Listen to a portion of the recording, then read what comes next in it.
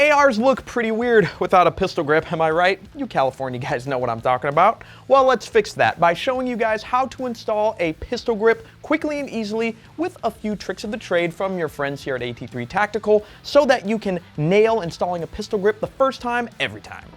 Alright, here's what we're going to need to do this install. The first thing that we're going to need is a 3/16 inch Allen wrench or a T-handle hex key for easier access and leverage. On some pistol grips, the screw is actually a flathead. In that case, use a long-handled flathead screwdriver.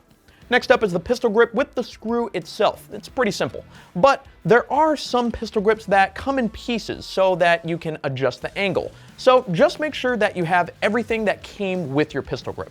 And when installing our pistol grip, we also have to install the safety selector at the same time. So you're going to want to make sure that you have a safety selector present, as well as the selector spring and the detent. Don't worry about it. It shouldn't be too hard. Let's just walk you through it step by step. Step one is prep your lower. So go ahead and take your lower and flip it upside down. Now secure it to a vise block of some kind. Step two is installing your selector, and this is pretty easy, but you might have to wiggle it around the trigger a little, and this is pretty normal.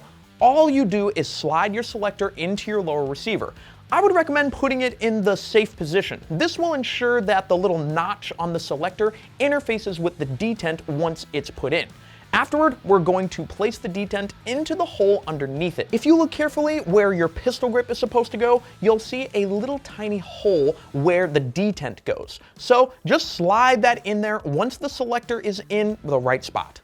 Next is step three, and we're gonna grab our pistol grip and the selector spring, and all pistol grips should have this little tiny hole on it. That's where it interfaces the detent hole on the lower. Go ahead and place that spring into the hole, and this part can get a little tricky.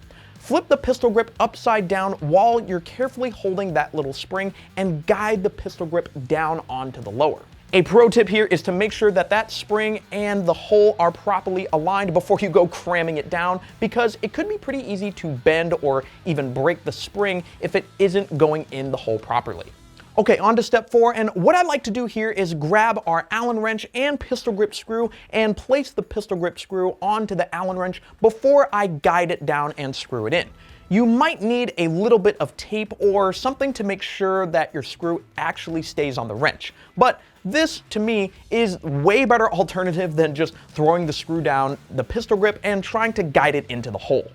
Once you've got that screw in the right spot, just go ahead and tighten it down, and you should be all good to go. Okay, that was pretty simple, but something that's a little bit more complicated and pretty annoying, honestly, is installing your pivot pins. But in order to do that really easily and effectively,